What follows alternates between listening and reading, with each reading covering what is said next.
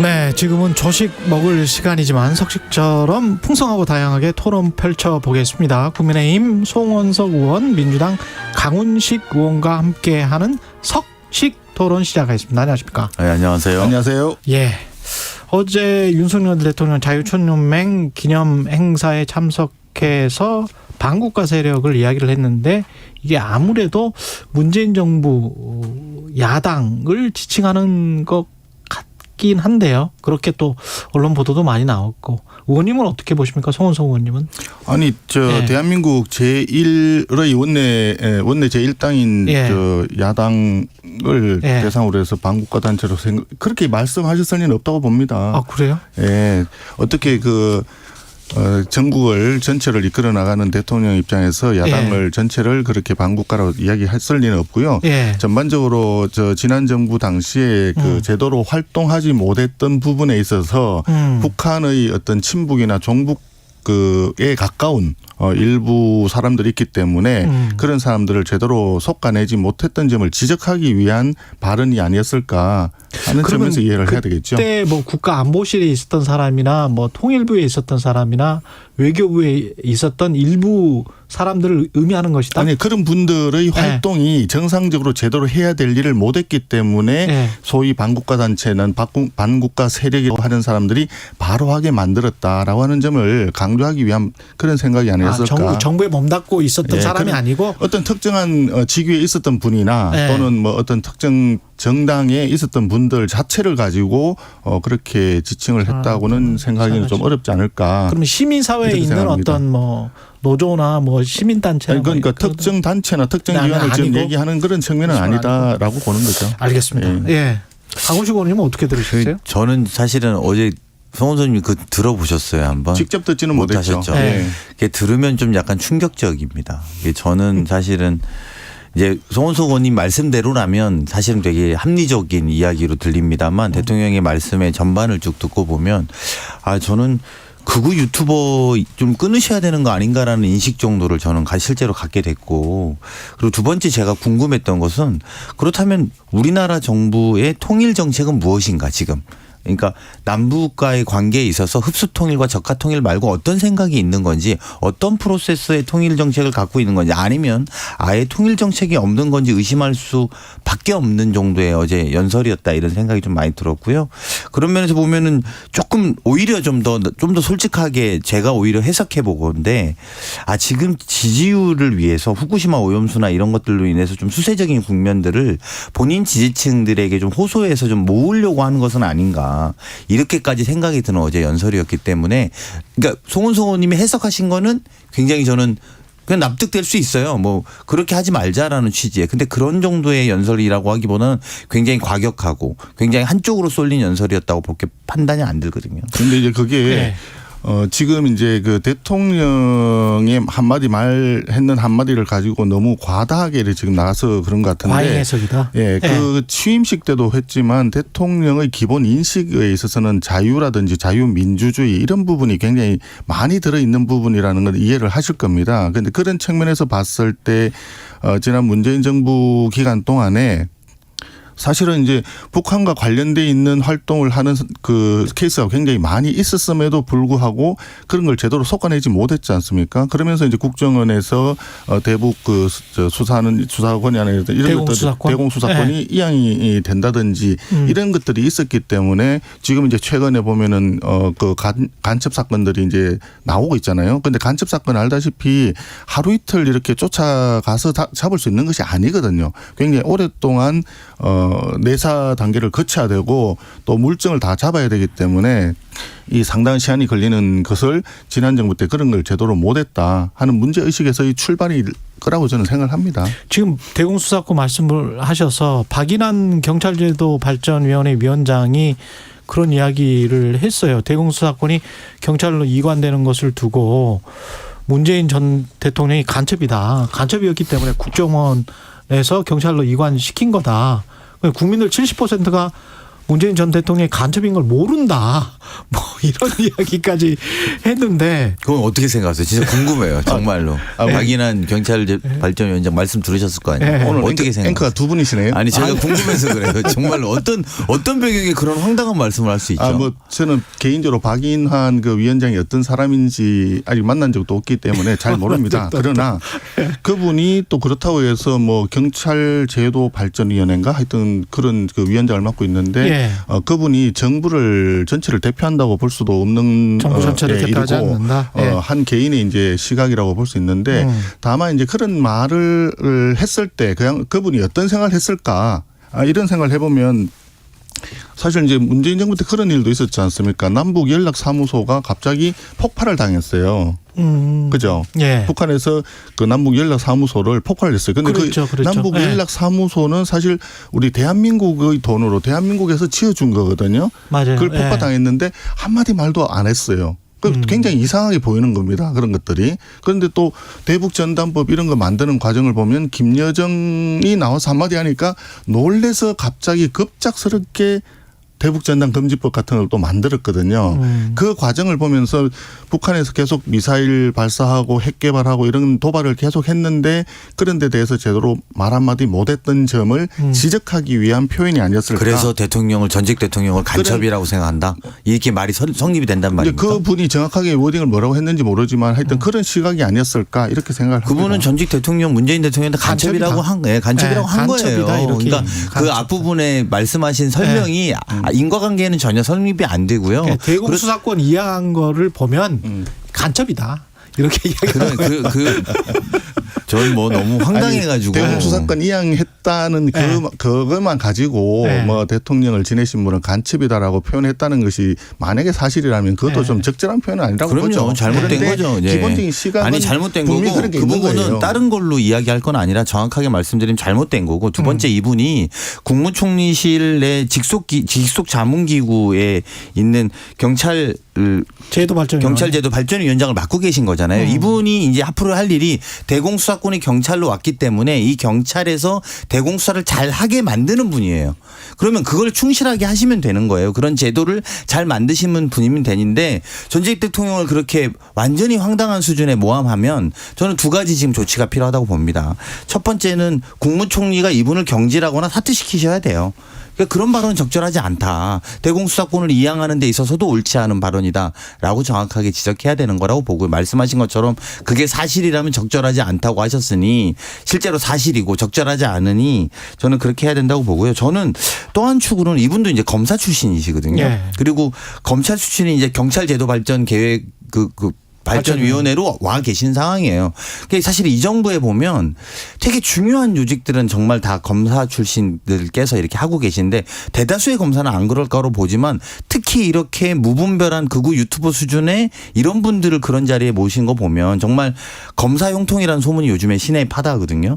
그래서 검사 용통이 나중에 검사 지탄이 될 수밖에 없을 거라고 저는 생각이 듭니다. 그런데 이제 지금 이분이 그 경찰제도위원회 위원장을 하고 있다는 것 자체를 가지고 다시 또 논의를 하게 되니까 또 문제가 되긴 하는데 자 근본적으로 그 대공수사권을 국정원에서 경찰로 이양한 것 자체가 잘못된 건 사실 아니겠냐 이런 이야기죠.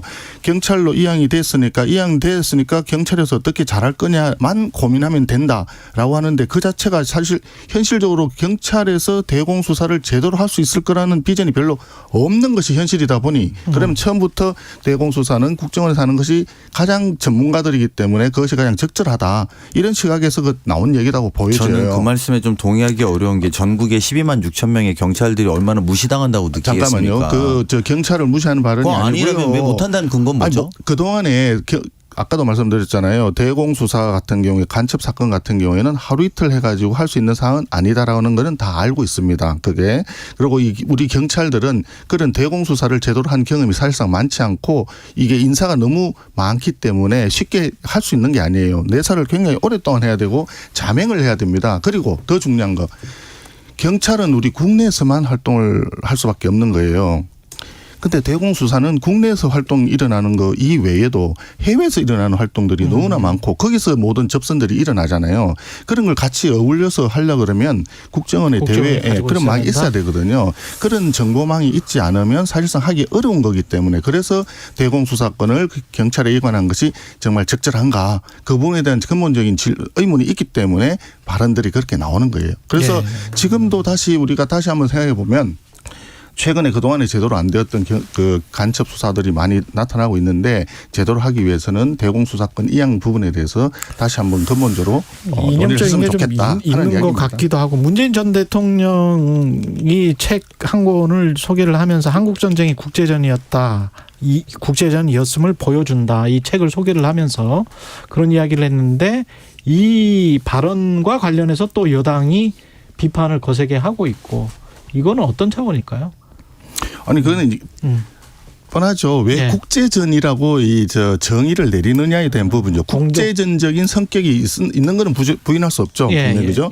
그러나 그 처음 출발을 가만히 생각해 보면 대한민국이 일본으로부터 독립을 해방이 되고 난 이후에 그렇죠. 남북한을 아우르는 단일 국가를 만들어야 된다는 것이 유엔의 뜻이었는데 그것을 북한에서 반대를 해가지고 전체를 못했지 않습니까? 그래서 총선도 전체를 아우르지 못하고 남쪽에서만 할 수밖에 없는 상황이 되어버렸고 그런 상태에서 북한에서 김일성이가 그렇죠. 6.25 전쟁을 일으킨 거 아니에요. 소위 동족 상잔의 비극이 일어난 거 아니겠습니까? 그렇죠. 그런 상황에 대한 부분을 도외시하고 다시 말해서 김일성이가 남침해 온 거에 대한 책임이라든지 이런 문제에 대한 것을 부각시키지 못하는 국제전이라고 하는 걸로 덮어버리려고 하는 이런 부분들을 문제라고 보는 거죠. 아니 근데 이게 한마디만 말씀드리면 의원님만 말씀하셔도 저 한마디만 1초만. 국제전이다가 아니라 국제전이었음을 보여준다가 아니라 국제전적인 성격이 있었다라고 한다면 저는 동의할 수 있는 표현이라고 같은 이야기인데요. 의원님 이게 왜 나왔는지는 아시잖아요. 이 책 소개하면서 나온 건 아시죠? 이 책이 어떤 책인지도 아세요? 다 읽어보셨어요? 네. 저는 그래서 여쭤보는 거예요. 세 권짜리인데 이게 KBS 다큐멘터리 3부작에 있는 세 권이 아니라 3부작에 있는 내용을 책으로 만든 거예요. KBS가 간첩인가? 그러니까 이런 논리로 되면 그렇게 되는 거예요. 그리고 이 책을 1950 미중 전쟁이라고 하는 책인데 이 책을 소개하신 거예요. 근데 여기에서 뭐 내전이 아니고 국제전이다 이렇게 말했으면 이 말씀의 지적이 맞아요. 근데 말씀하신 것처럼 내전이고 동시에 국제전의 성격도 있는 거잖아요. 그렇죠. 근데 그 국제전의 이야기를 부분을 가지고 그것만 따서 이야기를 문제제기 하시는 거예요. 왜냐하면 문제의 본질은 이 책의 전반이 그 주장을 하고 있다라면 말씀이 맞다니까요. 이 책의 추천한 배경을 보면 이 책이 국제적인 사회에서 일어난 일들 때문에 이런 것들을 하게 한 것이고 이것은 KBS 다큐멘터리 3부작짜리라는 거예요. 그러니까 이제 이 대목에서 말씀을 마저 드릴게요. 이런 질문하고 똑같은 거예요. 우크라이나 전은 국제전이죠. 그리고 동시에 러시아가 우크라이나를 침략했어요.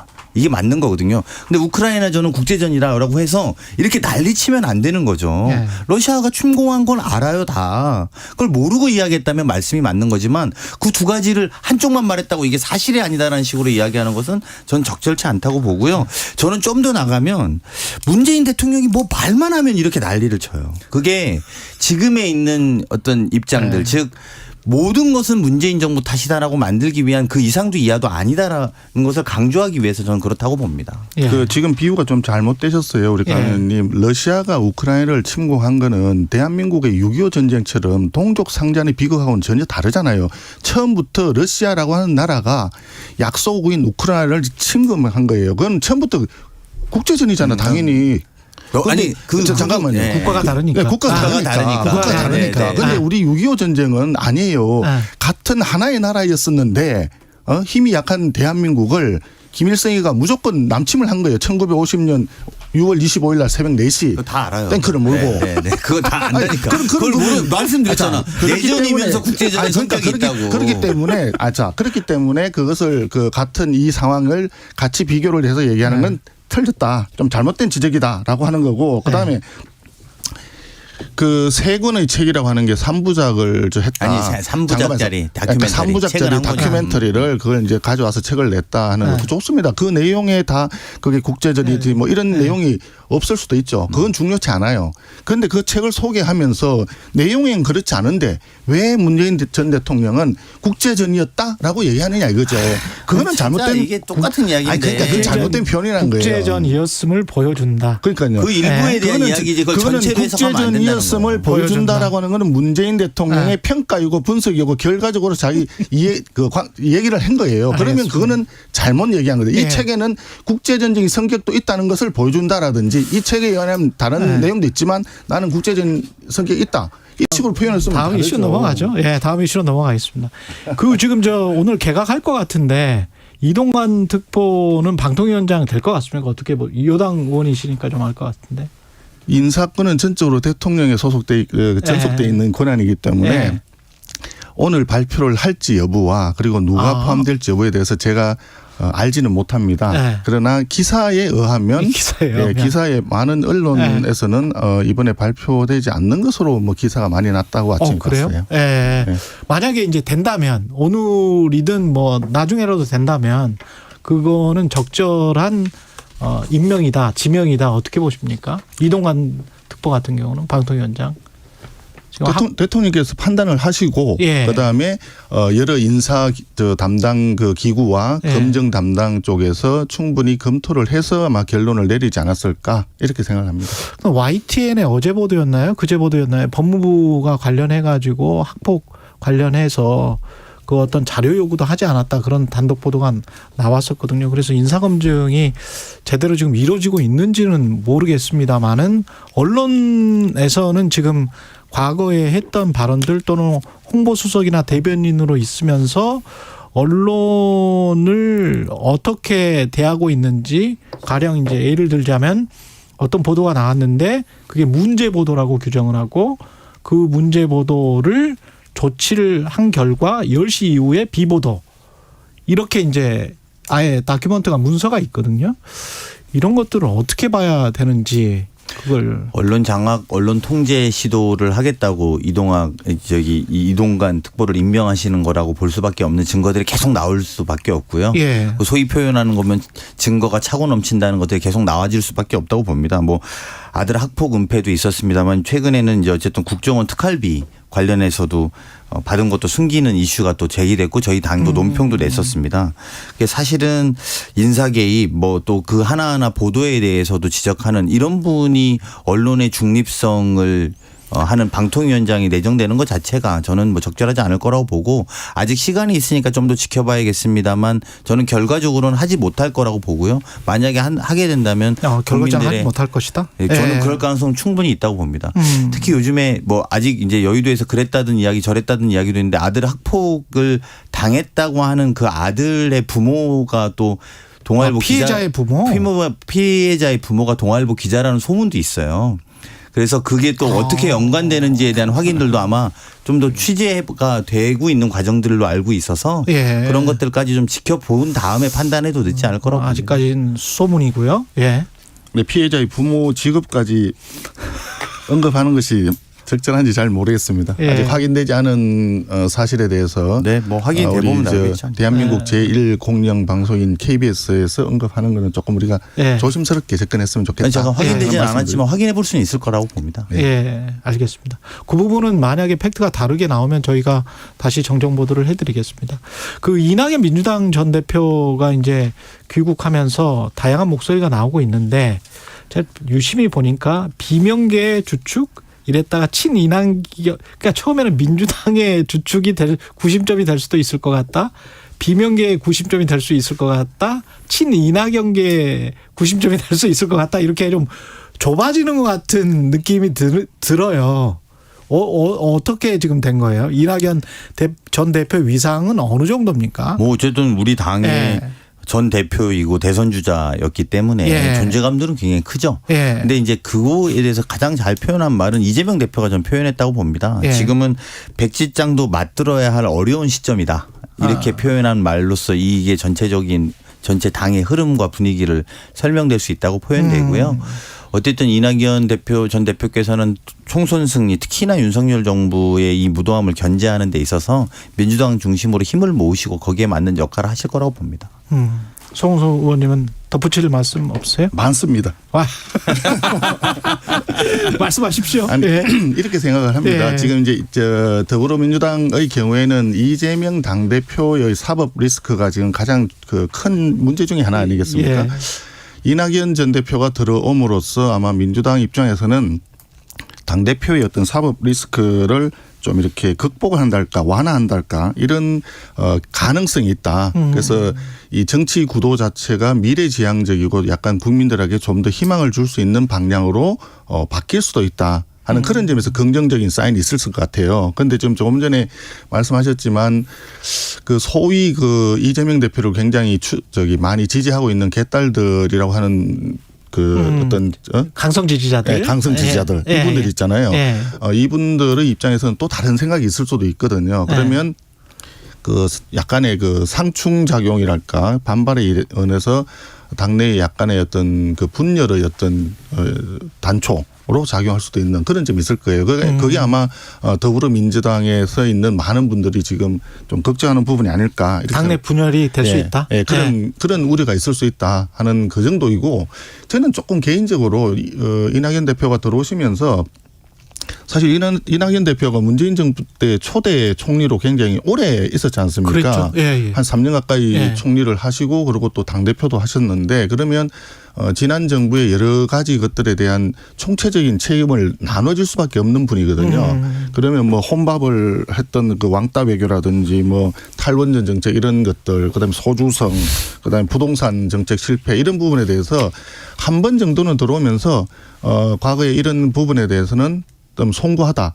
뭐 예. 가볍게 한마디라도 해 주셨으면 예. 그러면 국민들이 이낙연 대표를 좀 더 많이 그 수용할 수 있는 분위기가 되지 않았을까 하는 약간의 아쉬움. 그 정도 남는다. 이런 정도입니다. 예. 그 뭐 많이 아쉬워하시는 것 같은데.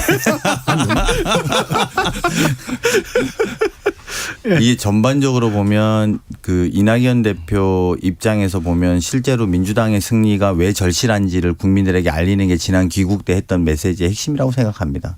사실은 본인이 1년 동안 나가 있었던 기간 동안 윤석열 정부의 검찰공화국이 완성되고 또 완성된 것처럼 느껴지고 국민들로서는 탄압받고 이해할 수 없는 일들이 매일 벌어지지 않습니까? 실제로 미국 가서 들어봤을 거 아닙니까? 바이든인지 날리면이지. 매일은 아니죠. 그래서 그걸 계속 매일 벌어지고 있어요. 근데 그렇게 들으면서 황당한 이 정부에 대해서 어떻게 심판할 건지 이게 이제 본연의 역할이라고 생각하실 거라고 보고요. 오히려 조금 더 나가보면 이런 걸 가지고 우리 당내 분열을 만들려고 하는 세력들 그게 이제 우리가 극복해야 되는 문제라고 저는 봅니다. 예. 예, 그건 민주당의 내부 문제일 거라고 봐요. 그래서 전체적으로 보면 아까 얘기했듯이 예. 뭐 비명계인지 아니면은 뭐 민주당의 저 전체를 뭐 대변할 건지 아니면 이낙연계를 이렇게 대변할 건지 그 부분은 이제 당내에서 여러 의원님들이나 당내 여러 핵심적인 당직자들 사이에 논의가 아마 계속 이어지겠죠. 예, 우리도 관심 있게 보고 있습니다. 그 수능 논란이라고 해야 될지 공교육 정상화 논란이라고 해야 될지는 모르겠습니다만 제가 이렇게 한번 정리를 해볼게요.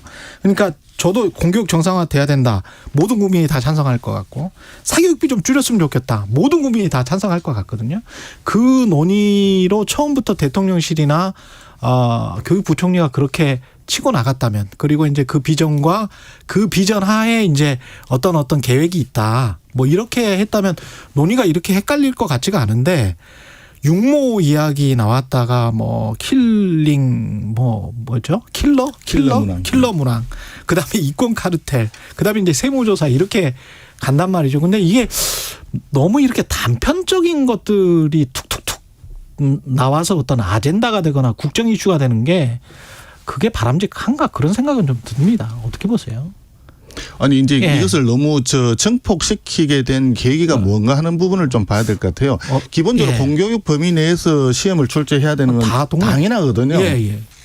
그렇게 하라고 지시를 3월 달에 했는데 6월 달 모평에서 제대로 거기서 구현이 되지 않았다라고 하는 지적이었는데 그 부분에 대해서 이제 학원의 일타 강사라고 지칭되는 일부에서 이것이 뭐 그 수험생들한테 또 학부모들한테 혼란을 주고 있다. 뭐 이런 식으로 그 공포를 굉장히 조장하는 발언이 나왔어요. 그러다 네. 보니까 이게 증폭이 되었는데 수능을 좀 더 지금 같은 킬러 문항을 넣음으로써 굉장히 사교육비가 많이 들어가고 그 킬러 문항을 연습해 보지 않은 애들은 풀 수가 없는 이런 식으로 가게 되면 결국은 이것도 빈익빈 부익부 현상이 나타날 수밖에 없는 거 아니겠습니까? 예. 그래서 그런 것들이 사실은 불공평 내지는 불공정에 해당이 되니까 그런 것들을 없애고 공교육 범위 내에서 교육 정상적으로 받은 학생들은 풀 수 있는 쪽으로 가자.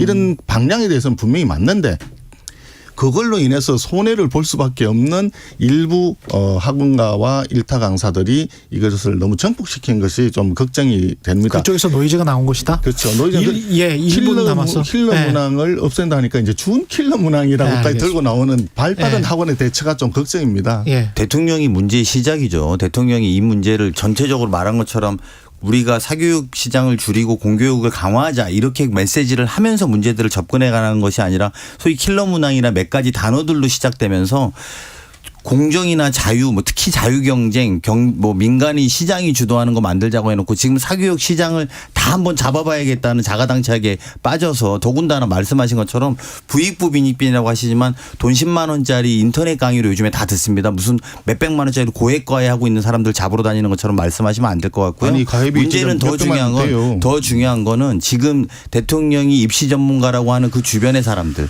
그래서 그것들을 옹호하는 것이 더 큰 문제고 본질과 다르게 엉뚱한 데를 잡으러 다닌다 이렇게 생각이 들고요. 저는 빈대 잡으러다 초가삼간 태울 거라고 봅니다. 그러니까 모든 문제를 대통령이 잘못했다라고 몰고 가는 우리 강훈식 의원님 견해에 동의하기는 좀 어렵습니다. 아니 예. 모든 문제가 대통령이 맞다고 하는 견해에는 더 동의하기 어렵습니다. 난 맞다고 얘기한 적은 없는데. 예, 뜨거웠습니다. 예, 끝까지 뜨거우십니다. 국민의힘 송원석 의원, 민주당 강훈식 의원이었습니다. 고맙습니다. 네, 고맙습니다. 예, 최근의 최강사 오늘은 여기까지고요. 내일은 금요일이네요. 예, 다시 돌아오겠습니다. 고맙습니다. 아, 고맙습니다.